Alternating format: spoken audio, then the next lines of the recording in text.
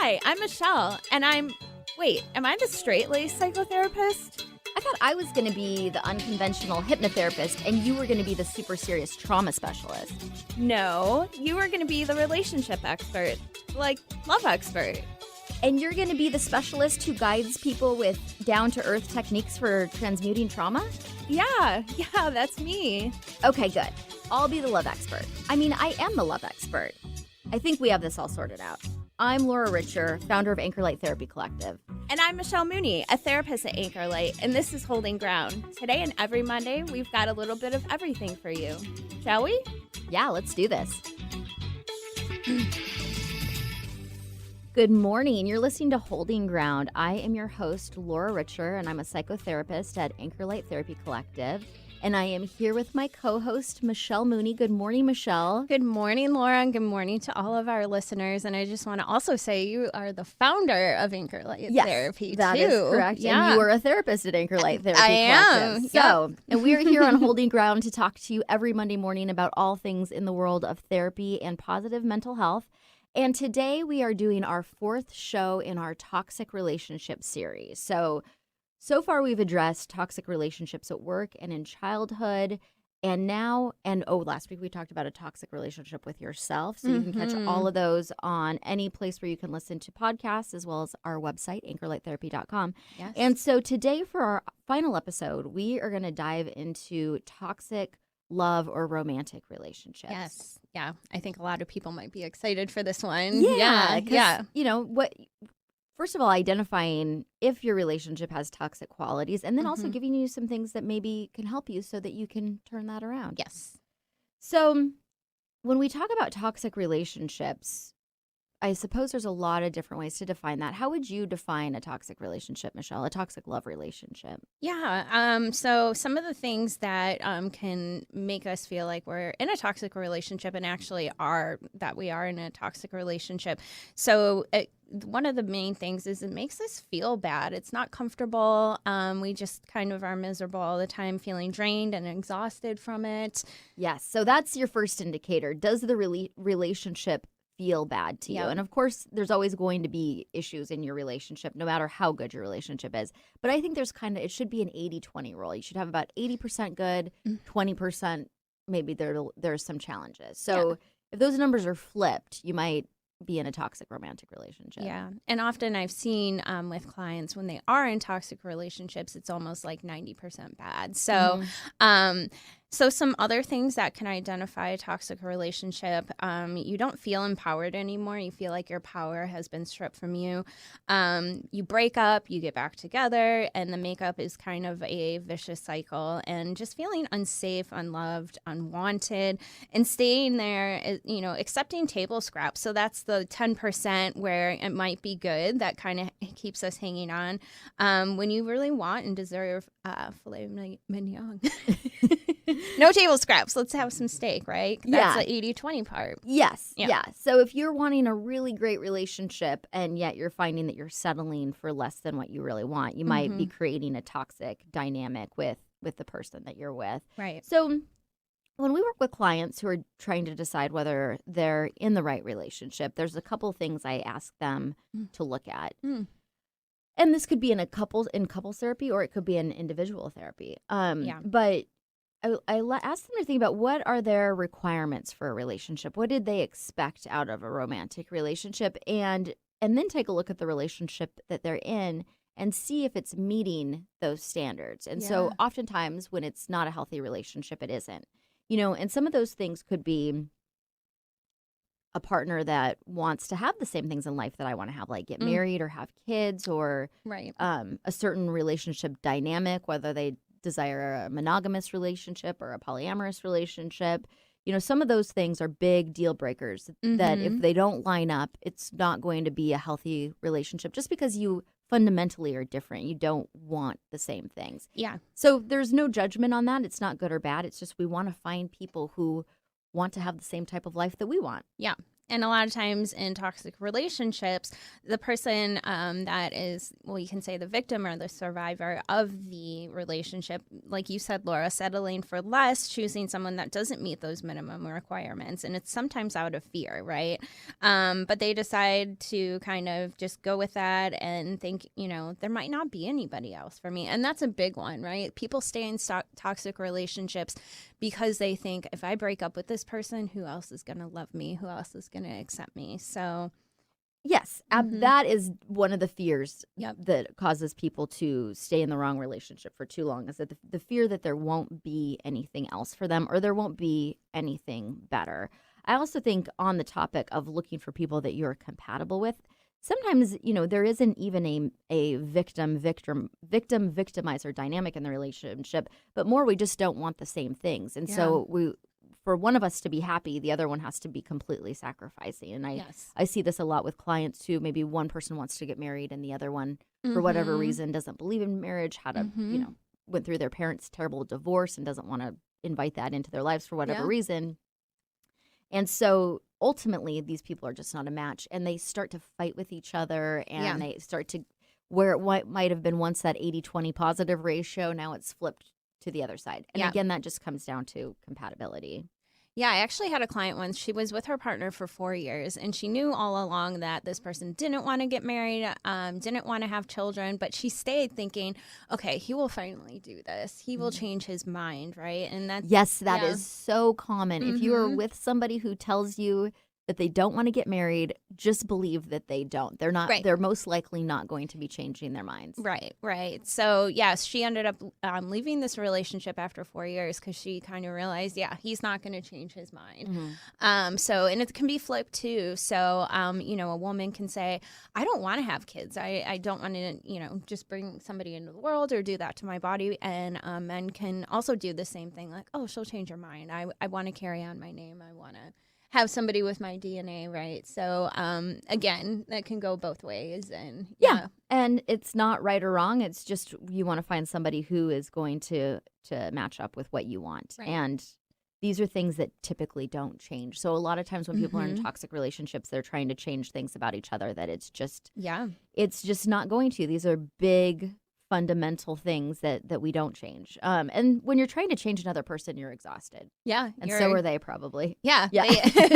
Maybe them a little bit more, but you're kind of stuck in this, right? So it is exhausting because you're fighting for what you want. They're fighting for what they want. And it just creates a dynamic that ultimately is probably not going to work. Right. And you end up feeling rejected. That's another thing I see a lot when people who come together who are not compatible, is they feel that if the person that they're with loved them, they would be on the same page as them. And that is not really true. Right. We're on the same team, right? So, yeah. So we can work towards being on the same team, but not when we have big deal breaker issues at play. And this is something that, so when you find yourself in a difficult relationship, the first thing we want to look at is, am I compatible with this person? Am I fighting against things that can't be changed? Did I just enter this relationship because this person this person is a person that finally wants to be with me, and that's exciting, and so they latch on in that way, regardless if they're compatible in a lot of ways. Right. Yeah. So what's some examples for you, Michelle? You had mentioned a client you had seen before. Do you see this play out in couples therapy quite often? Yeah, I actually worked with a client a little bit ago, and she was actually an individual client, but this does come up in couples therapy too.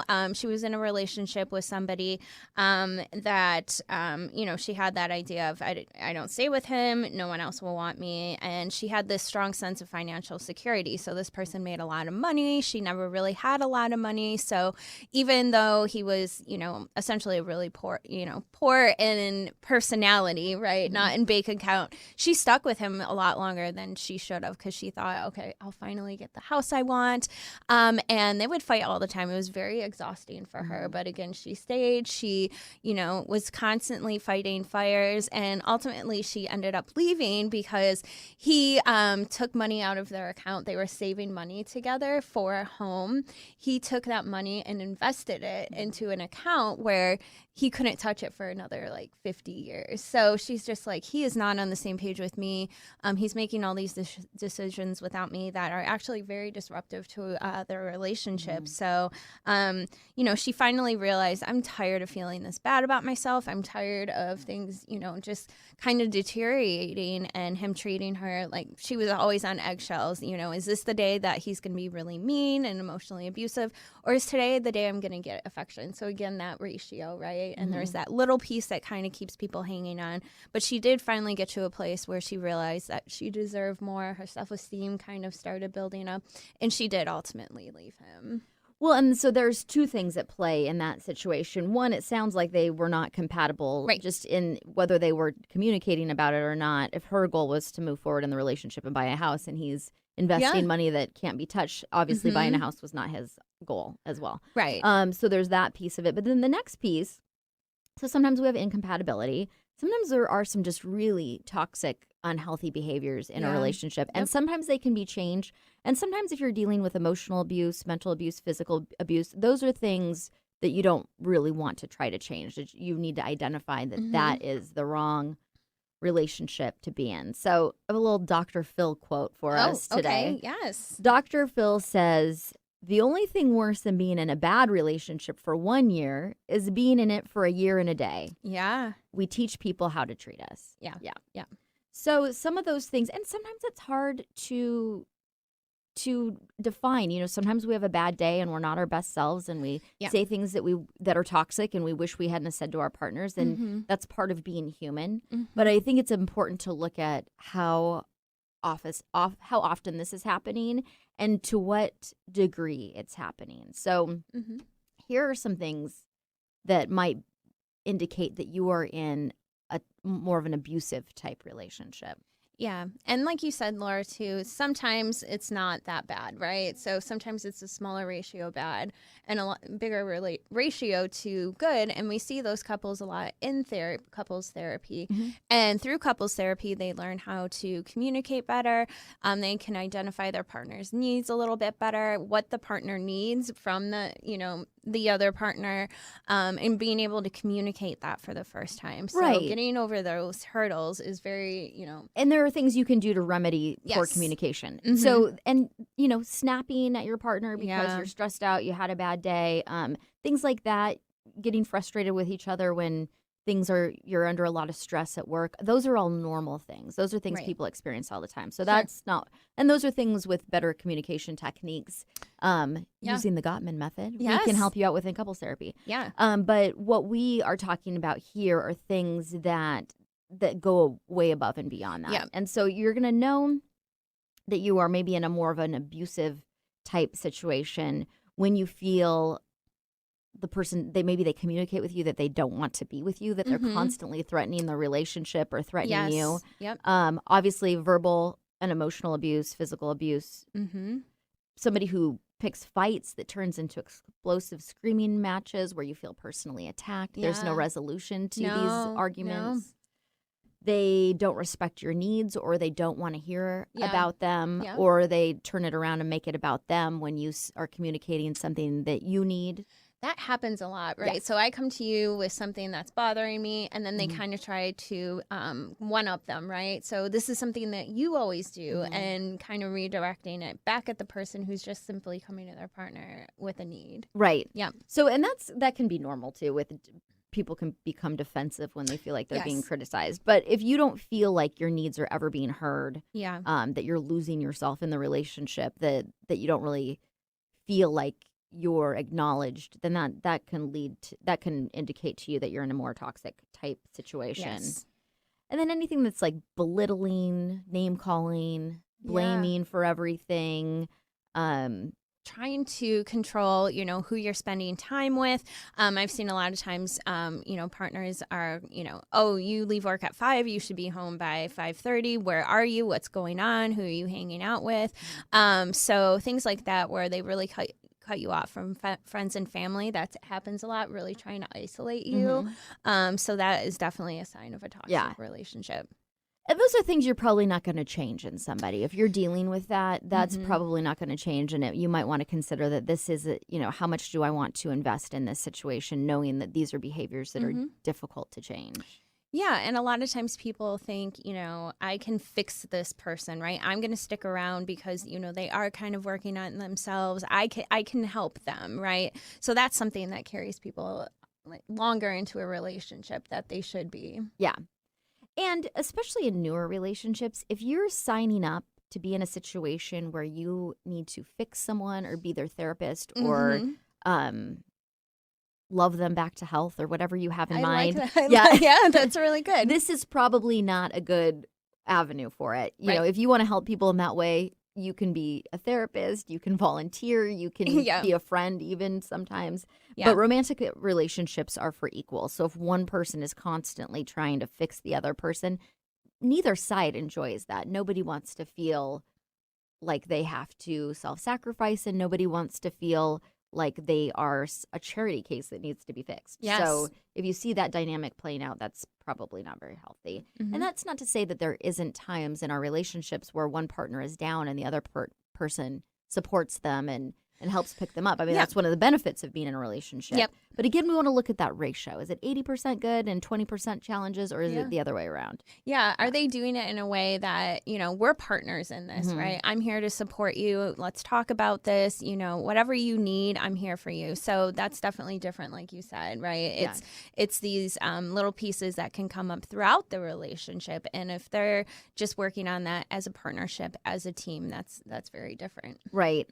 So over the years, I've worked with a lot of clients who kind of like this rescue, to have a partner that they are rescuing. And this is a dynamic, and I've said this many times on this show and past shows, that Hollywood loves to make the story of like somebody who's been falling apart and then another person enters their life and saves them, and they all live happily ever after. Yep. Pretty Woman with Julia Roberts is a great example of that kind of a dynamic where she is a prostitute and he is a wealthy man, and they find each other and they save each other, and everybody lives happily ever after. You're right. Well, in real life, that doesn't really work. It's a nice story. It's a nice story. It's made for Hollywood, like you said. This is a very charming story. She also changes in some ways, right? So, it doesn't really happen a lot in real life. I mean, I've never seen it happen ever in real life, but there is this idea. So I have worked with a lot of people who find themselves playing this role, either where they're the person who's doing the saving, or they're the damsel in distress, or the bad boy that needs to be saved. Yeah, so when that happens, though, you will see both sides being so resentful of each other at the end of the relationship, because that is not a mutually supportive relationship. Yeah, absolutely. So this is a great quote from Caroline Myss. She was a 5-time New York Times best-selling author, and she says, essentially toxic people, right? They speak excuses fluently. So there's always some sort of excuse or justification for poor behavior. Right. And no accountability. Right. Exactly. They're not taking responsibility for any piece of that. Like, oh, I was having a bad day. Right. That is taking some responsibility. Or I've been really irritable lately. Doesn't necessarily excuse very strong abuse. Right. But yeah, that fluent, that very occurring very frequently, the excuses. Right. Yeah, and so that could show up in the form of criticism. It's your fault that I act this way because you're doing something wrong. Right. And so that often leaves people walking on eggshells and overanalyzing their own behavior. And you do see this play out quite a bit with maybe more empathetic people will attract somebody who has more of a narcissistic type personality, and that they are willing to take responsibility for the other person's behavior, even though we can't be responsible for other people's behaviors. Yeah, and often narcissists are attracted to empathetic people because they see, a weakness in some sort of way. This person's going to tolerate my behavior. I can somehow get in and, somehow affect this person a little bit more because they are compassionate, they are empathetic, so they'll put up with more. So narcissists and other unhealthy folks are drawn to people that they feel like they can manipulate or fix them in some sort of way, right? Right, because that person would be more willing to take on that role. Yep. So if I'm a really empathetic, compassionate person and somebody says, well, the reason I was verbally abusive towards you is because I had a really bad childhood and the way that you said that reminds me of my mother. An empathetic person might be more likely to say, oh, okay, well, I'll try not to do anything like that. Yeah. But the truth is that we have to be accountable for our own behavior, and that long term you're going to feel depleted and exhausted, like you're walking on eggshells, and that's just not going to work out. So a few more red flags. Excessive criticism, like we were already talking about, right? This is somehow your fault. Every time that we get in an argument, it's your fault. I have, no accountability again. So some of these can be very obvious and blatant. So a lot of times a couple will pick on the other one for their physical appearance, their weight, their personality in some ways. And there's some that are less obvious that are just as damaging. So again, you're being critiqued for everything. How you make eggs, overanalyze your behavior with other people, right? So there can be that talking about, your partner behind their back, complaining. So that's also, maybe that partner doesn't know what's happening, but it's just another sign of how toxic that relationship could be. So, you're always catering to your needs of your partner. So that's another red flag. And we were kind of talking about that a few minutes ago, right? That fixing, right? So you have to cater to my needs, yours aren't important. And then if you don't, then you get accused of being selfish and needy. So yeah, those are. Yes. So this is something that I like to talk about. This plays out quite a bit for people who are dating, that there are people who have more avoidant attachment styles in relationships, and that's usually due to some kind of trauma, but they have trouble interacting in relationships. So when they have a partner who has an emotional need, they will tell them that they're too needy. Yep, exactly. And that is selfish piece is really harsh, yeah. right? Yeah. But I think it's important to note that your needs are what they are. If you have certain needs in a relationship, it's not that there's anything wrong with that. The goal is not to have zero needs. It's just you might need a partner who can meet those needs. Yep, that's the key, right? Somebody that you can address those needs with. And that's another thing, and that comes out of couples therapy again. People are more able to vocalize those things. The partner is more receptive to that, kind of creating an understanding around like why that's a particular need. So yeah, finding somebody who's open to listening to that, finding somebody that's willing to accommodate that. Yeah.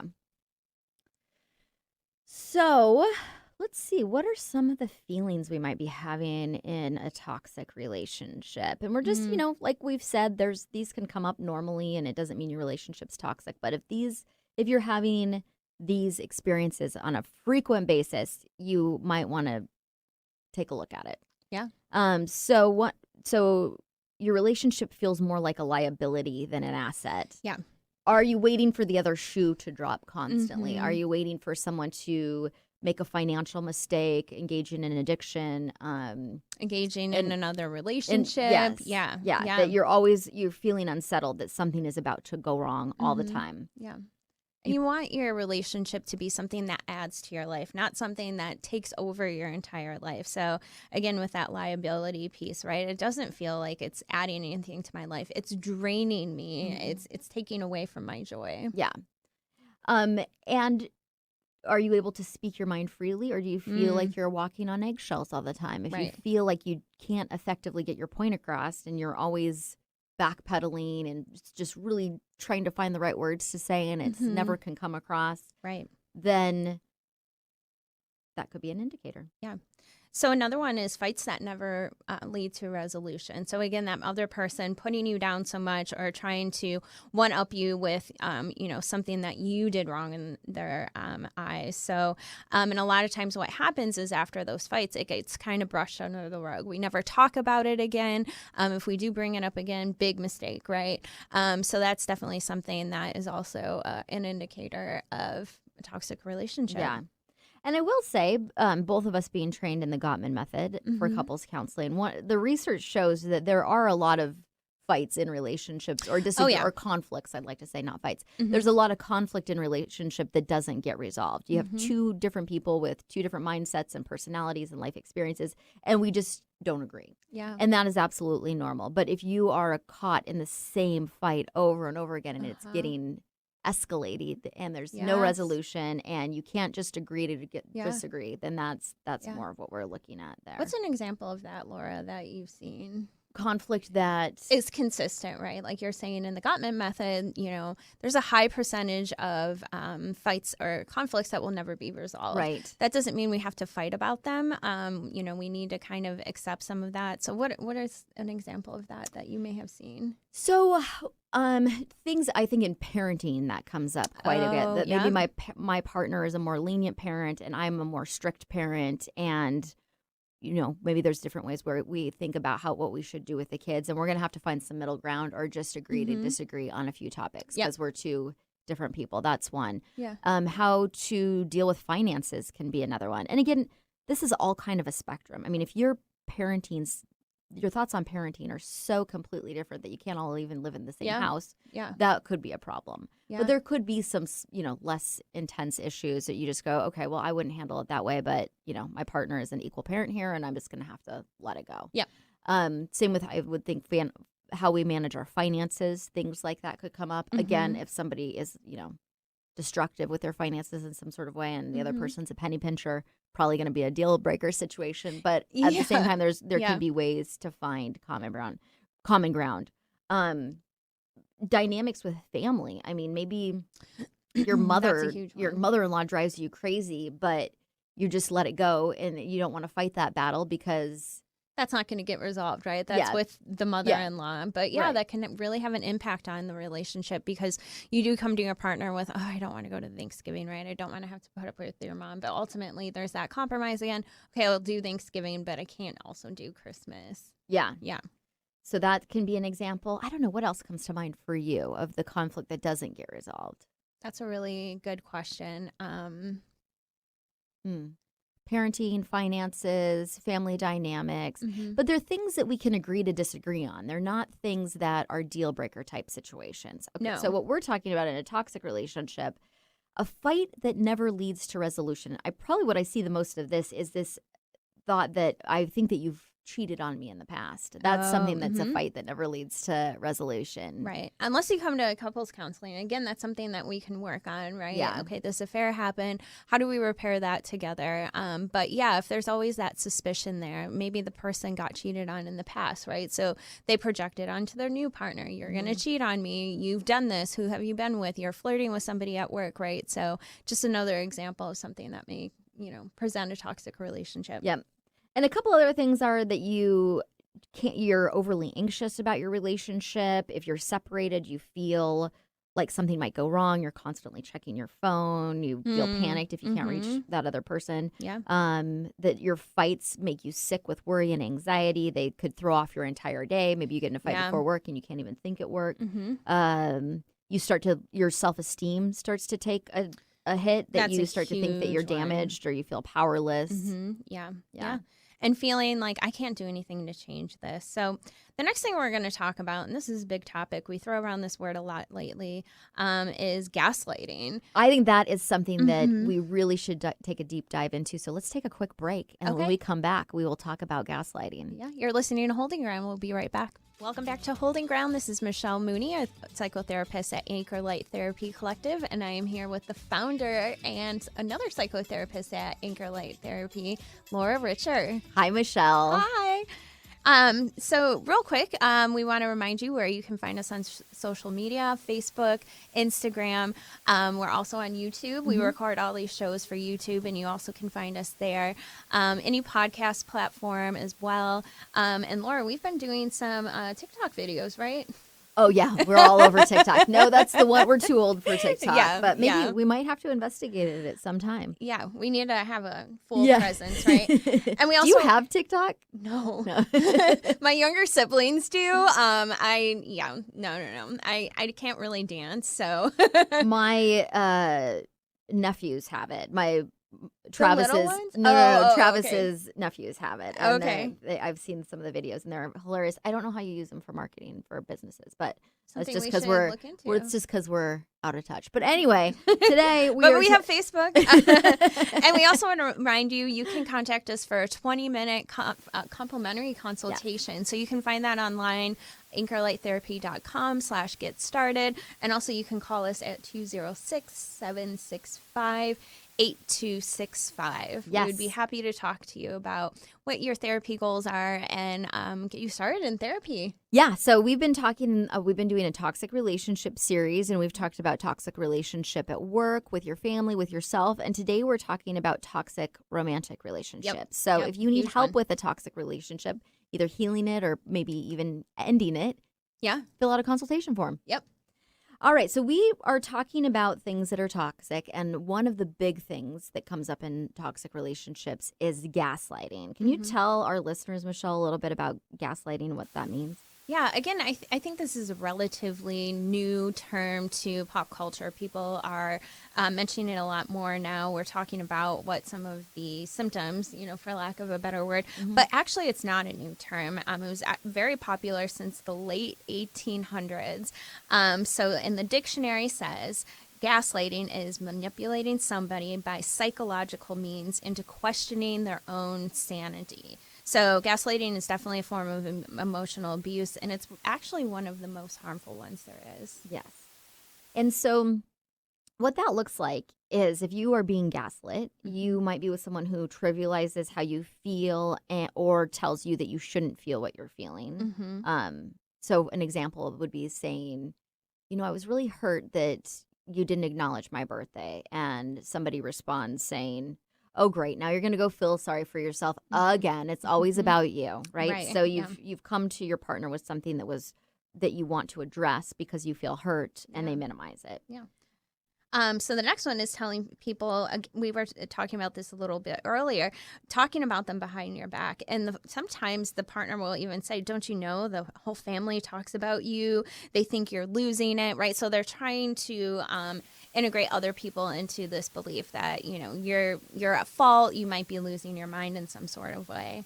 So that's definitely a sign of gaslighting. Yeah, so both causing you to question your own sense of reality, which then the next thing is saying things to you that they later deny having said. Yeah. Huge one. So I didn't say I took that deposit to the bank. What are you talking about? There's a lot of insufficient funds and fees that we're going to get now. So really just discounting actual things they said, discounting things that actually happened. No, you didn't. No, that never happened. And again, that's kind of that sweeping it under the rug piece. But that can be other things too that they say that never happened. Yes. And so then here's some more severe ones. If you're getting to this point, you have something kind of serious going on. Hiding objects from you and then denying that they know anything about it, like hiding your keys from you. And then, you thought you left them on the table. They're not on the table. What happened to them? Yeah. Or insisting that you were or were not at a certain place, even though it's not true. You're crazy. You never went to that show with me. I don't know what you're talking about. Yep. So all of this causes a person to question their own sense of reality, and it can be very toxic because you start to doubt yourself and your own ability to perceive what is real. Yep. A lot of times people who use gaslighting with their partners are suffering from some sort of mental illness. Yeah. Absolutely. You see that a lot with people who have narcissistic personality disorder. And I just want to side note on that. That's another term that gets thrown around a lot in pop culture. Just because somebody was selfish, that doesn't necessarily mean they're narcissistic or they check themselves out in the mirror. That doesn't necessarily mean they're narcissistic either. Narcissism is an actual personality disorder. And it's a spectrum. So you could, if you took a test on narcissistic traits, some sort of assessment, you could be a normal person who maybe scores like 5 or 10%, right? Where you have some traits that fall into that category. And that's really pretty normal. So some traits, right? They don't have the full blown out personality disorder. Right. If you're scoring like in the 90 percentile, then you may be more in the personality disorder range. Mhm. So everyone thinks that not everyone. Many people think that their ex is a Mhm. narcissist, and that Right. may or may not be true, but we Mhm. all we can exhibit some of those traits. Yeah, absolutely. So that's something that you want to notice. If you have traits of extreme gaslighting in your relationship, you might be dealing with a partner who has some sort of mental health issue, and that is something that comes up quite a bit with people who are suffering from personality disorders, which is something that we're going to be addressing in the next couple episodes here. Yeah. So when you are the victim of gaslighting, you often feel confused or second guess what's important to you or to your partner. You feel like your sense of reality is off, so you're not sure how to trust yourself. You feel like you're losing your mind. Yeah. You're questioning also, maybe this is all my fault. Maybe I'm doing all these horrible things. And so maybe if I stop those, I can mitigate the partner from getting angry, avoiding fighting. So really starting to almost believe that they're the one at fault. So they start to perceive character or even appearance flaws in themselves. And then again, feeling like they're losing their minds, questioning their own reality.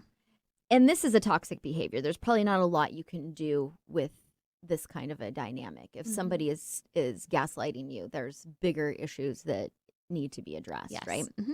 But not all conflict is bad. And that is why we are couples therapists, is because we want to help people learn how to resolve conflict. There's tools that you can use when you're not dealing with extremely toxic behaviors that can actually change your relationship dynamic and get you into a really healthy, high-functioning, happy place. Yeah, absolutely. Yeah. Divorce does not have to be the answer always, or not even divorce if the couple isn't married, right? But just separating, breaking up, that sort of thing. So, divorce can be common. The percentage is definitely lower now because a lot of people are waiting much longer to get married, selecting their partner maybe a little bit later in life, not in their 20s, and also people are just not getting married as much. So those statistics have definitely gone down and changed. So there's less divorce because there's actually less marriages now. Yeah. Yep. Or maybe more people are going to couples therapy too. I don't know. Yeah, right? They're all coming to us and everything's resolved. So, yeah. So to identify the difference between toxic conflict and normal conflict in your relationship, we want to look at the things that we talked about before. Is there, it's normal to have conflict. It's normal to have two people who have two different opinions about things. But is the conflict draining? Does it make you feel threatened or anxious? Do you feel like you're losing your mind? That's toxic conflict. Yeah, absolutely. Yeah. So when we come back, we are going to be talking about some things that you can do to have a healthy relationship, whether it's let go of toxic relationships or resolve conflict in a healthy way. And resolving the effects that this toxic relationship has had on you. Yeah. So you're listening to Holding Ground. We'll be right back. Yeah. Welcome back. If you're just tuning in, you're listening to Holding Ground on KKNW. I am your host, Laura Richer, a psychotherapist and the founder of Anchor Light Therapy Collective in Seattle, Washington. And I'm here with my co-host, Michelle Mooney. Hey, Michelle. Hey, Laura. And we are talking about toxic love relationships and why on earth we stay in them and what we can do about it. Yes. So one of the things we wanted to get into before we tell you what you can do about being in a toxic relationship is name some of the reasons why you might find yourself in a toxic relationship. And so the first one I'm going to mention, I think, is the most common. We fall in love with someone's potential and we totally miss out on who they actually are. Yeah. So that's kind of the dream of I'm getting in a relationship. These are all the things that I want in a relationship. This person's very attractive. Yeah. And so we get attached to the potential, and that might not even be something that that partner will ever possess, right? We just get attached to what a relationship is going to be. So we stick around, right? Is this going to change? When is this potential really going to come out and shine? And unfortunately, that just doesn't usually happen. So you don't ever want to choose somebody's potential because it may or may not happen. You want to look at who the person is right today. And if that isn't at least like 90% okay with you, then you want to notice what is real about the relationship. If it was to stay this way forever, would I be happy? Yeah. And if the answer is no, then there's some more work to do. Pay attention to these things, really. Like, if your gut is telling you that something's wrong, something's wrong. Yeah. So yeah, a lot of the reasons why we stay is there's fear. So the next one is, again, being afraid of, being alone. So we settle for anyone, being afraid that all the good people out there are already taken, right? So again, that I just need to be with this person because no one else is available to love me and meet my needs. So. Which for us here in the Seattle area, I believe there's 4 million people in the greater Seattle area. So if you're in a bad relationship, there probably is a chance that there's somebody else out there that might be a better fit for you. I'd say those are pretty good odds. Yeah. Yeah. So, and in line with falling in love with somebody's potential, you want to rescue them. So if you're trying to rescue them, you're obviously believing they have a certain potential that may or may not be there. Yep. You want to help them. Here's another one that comes up sometimes, and this is an indicator that you have some work to do on yourself. You're looking for something that's a challenge. You like the chase. You like to you like the idea of having to pursue someone. Yeah. So yeah, that unfortunately happens more than maybe we realize. Again, like Laura said, that chase piece, right? And that usually indicates people are avoiding relationships by wanting an unattainable relationship. And that would be a good time to just really do your own therapy if you find yourself caught in that cycle. Yeah. Quite a bit. Or you're seeking out something that you know and that is familiar. So that's okay if what you know and what is familiar is healthy. But oftentimes we're drawn to the things that are unhealthy that we're familiar with. So if I had a traumatic childhood or an abusive childhood, I'm more likely to be drawn to an abusive partner. Yeah, and it's often unintentional, right? But we go with what's familiar, what feels like, even if it's chaos, right? If you grew up in chaos, you know how to navigate that. So picking a chaotic partner, picking a chaotic relationship, at least you feel that sense of, okay, I know this, I know what to do here. So that does happen a lot with people who have been traumatized at some point in their lives. So I'm just going to read off a list of some other reasons that we end up staying in toxic relationships. Like you mentioned, Michelle, you're afraid there isn't anything else. You're afraid all the good ones are taken. You're codependent and you don't know how to be alone, or you're afraid of being alone. We feel lonely. Loneliness is something that I hear clients say all of the time, that they feel so lonely. They need to have someone in their life. And we are wired for connection as human beings, and it's great to have a partner, but we don't want just any warm body next to us. You want somebody that you can have a fulfilling relationship with. We don't trust our own instincts. We maybe are being gaslit in the relationship and feel like maybe we're the problem. We make excuses for our partners. We have low self-esteem, which is probably the foundation of all toxic relationships. Yeah. This is a huge one. I see this a lot. Clients believing that they don't deserve anything better. So that can come out of trauma again. So early in life, maybe your needs weren't being met. Maybe, there was always a lot of yelling, being put down, right? So you learn, like, maybe I don't deserve anything better than chaos. So, That obviously piece of what is familiar to you, if chaos is familiar. So what can we do about it? What are the answers to getting out of these toxic relationships or healing toxicity in a pretty one of those 80-20 relationships? Yeah.